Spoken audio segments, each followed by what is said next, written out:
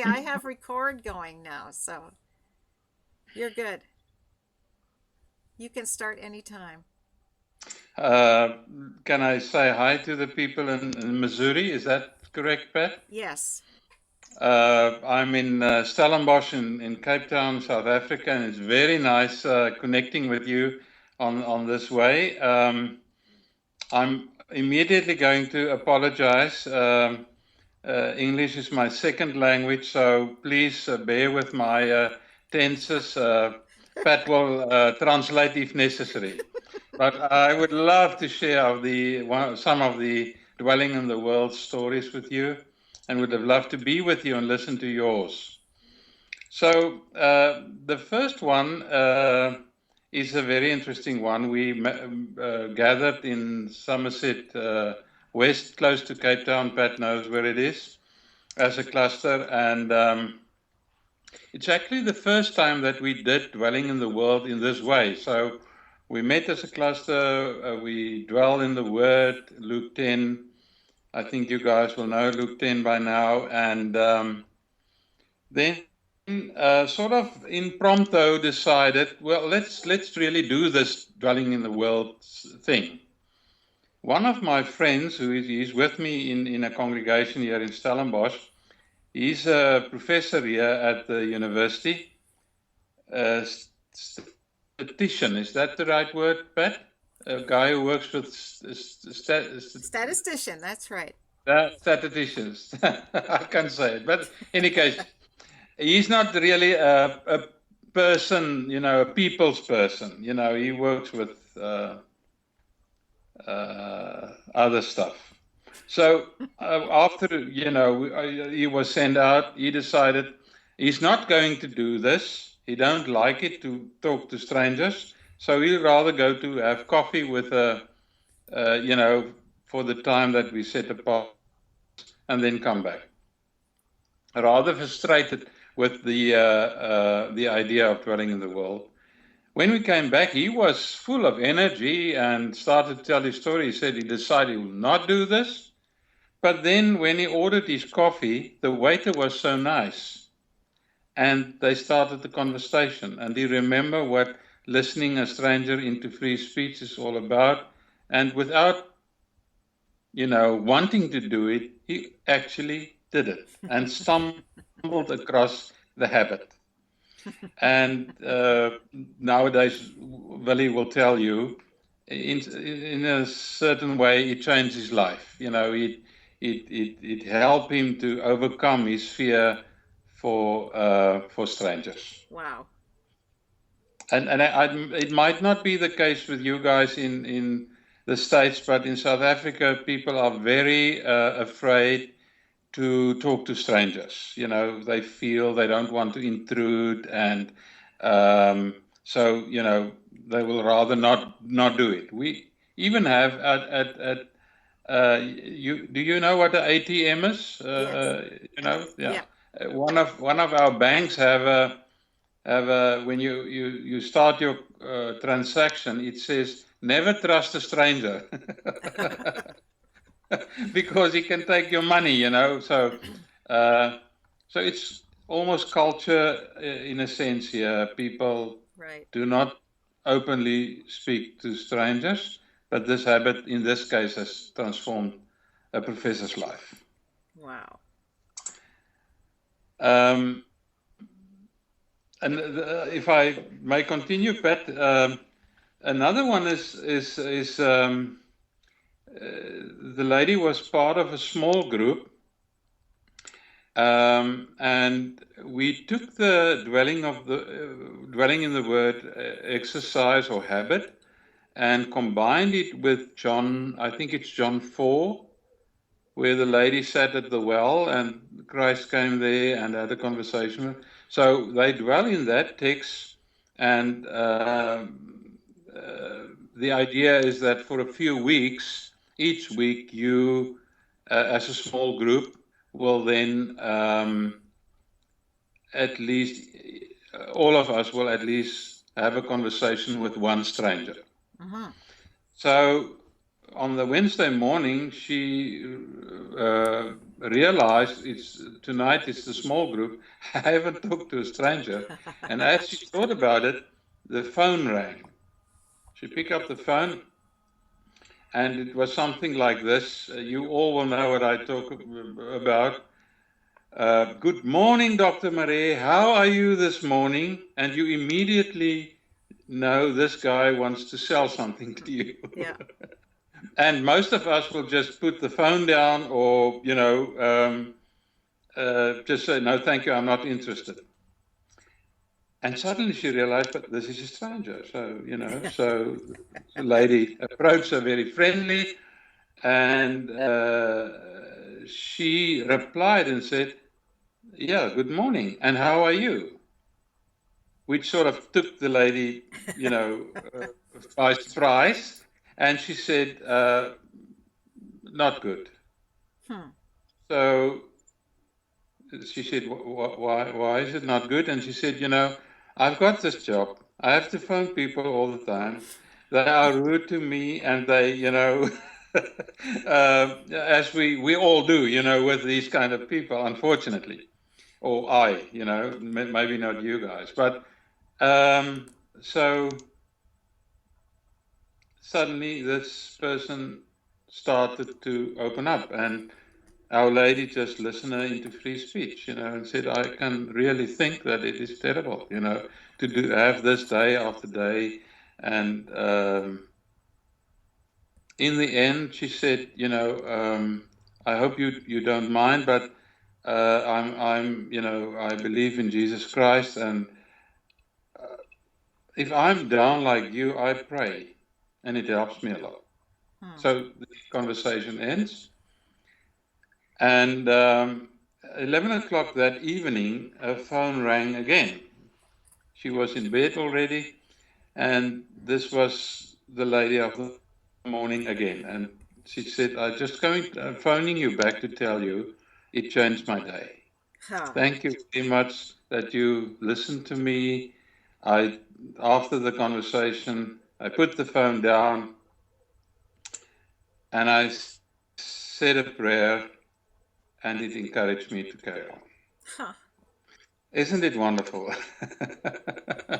So what I have learned from this experience is that it helps if there's a little bit of accountability, If I know, my friend Pat Allison will ask me tonight, have you talked to a stranger this week? It helps you to take the opportunities that the Lord gives us and just do it.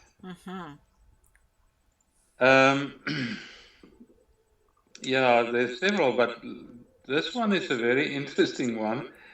The next one, it was a congregation who was part of the PMC in the Southern Cape. And they did a series on missional habits. And this morning there was a series, it was Dwelling in the World, and the pastor preached about it. And this guy, his name is Gert. You guys can't say his name because it's a but Gert, after the service, walked out of the church, down the steps, and there was a homeless guy on the steps. Now, Gert is on the financial commission of the congregation, and there's a lot of homeless people in the center of town, and, they create a lot of trouble at the church venue, so Gert immediately reacted and told this person, you're not welcome here. You guys create so much trouble. It costs us a lot, when you break things, so please go. And when they got into the car, or when he got into his car, his wife asked him, so what did you do now? Just now. So he said, it's not important. But Gert said, his wife said, well, we just listened to a wonderful sermon on dwelling in the world and listening strangers into free speech. It didn't seem to me that's what you did just now. So Gert gave her the whole explanation and told her how much money these people cost, the church, etc. But this is a very persistent woman, so she, in the end, convinced him to go back next day and try to see if he can find this homeless person in town. And it's not that difficult. These people live in the streets, you know. So he quickly saw him walk over the street and said, "Listen, what is your name?" And he said, "His name is Pedro." He said, "Well, I'm here." My wife said, "I must tell you, I'm sorry." And they started a conversation. And he remembered, you know, he just need to listen. And he said, "So how are you, sir?" And Pedro said, "I'm hungry. That's why I dwell around the church, because church people, you know, they, especially when they come out of the church, well, some of them, well, then, you know, give me money to buy bread or just to survive."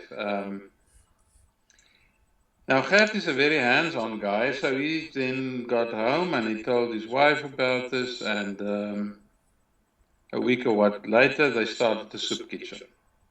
And, you know, Gert and Pedro became kind of partners. Huh. And yeah, the story is a little bit longer because a few months later, Gert's wife also asked him, "So Gert, what do you serve to these people, you know, 3 times a week?" And he said, "Well, we serve them soup." So she said, "But Gert, we don't eat soup every evening. Why do you serve soup every day?" And again, you know, being a practical guy, he told her, "Listen,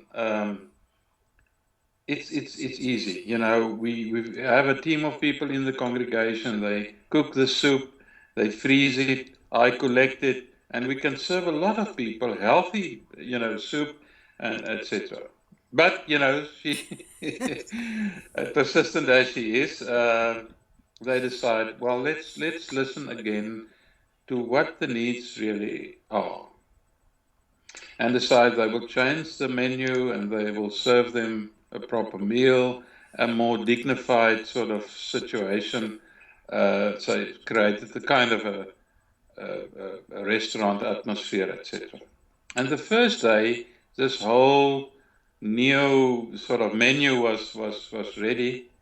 They started to serve Pedro and his friends, and but Pedro didn't eat. He stood up and he came to Gert. Gert told me the whole story, and he said, "Gert,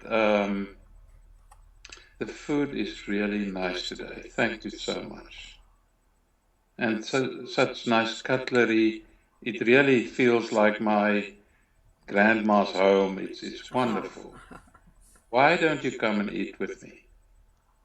Oh. And this was sort of the missional moment. Today, if you go to Mossel Bay in the Southern Cape, there's a small fellowship of people. They call themselves the Smelly Church, jokingly, but it's a very interesting group of people who worship together, eat together, and have fellowship in Christ. Some of them are rich and some of them are homeless. But 3 times a week they gather, they share a meal, they listen to each other, and have fellowship. Unfortunately, Gert died a year ago, but this is a story that just touched me and stayed with me forever. And it just started with a little teaching on dwelling in the world and what it means to interact with a stranger. Thank you, Frederick. Hey, it's a real pleasure, Pat. That was really great. Well, I'm going to share this with lots of people. My hope and prayers be with you guys that the Lord will give you courage to maybe start listening to a waiter or anyone that the Lord plans you to listen to. So thank you and God bless.